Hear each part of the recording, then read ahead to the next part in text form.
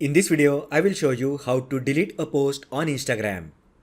Sometimes you want to clean up your feed, remove all content, or fix something that doesn't match your profile anymore.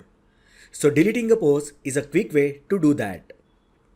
First, start by opening Instagram app on your mobile device. Then tap on your profile picture in the bottom right corner to go to your profile. Once you are there, tap the three lines in the top right corner. Now from the menu, choose your activity. Now scroll down and under content you shared section, you will find post. Just tap on it to open. And here you will see all the posts that you have ever uploaded to your account. Just find the one that you want to delete. Let's say I want to delete this post. So just tap and hold it to select.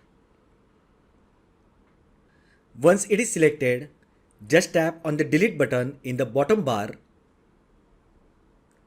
Now here you will get a confirmation message whether you want to delete this post. So if you are sure you want to delete the post, just tap on delete.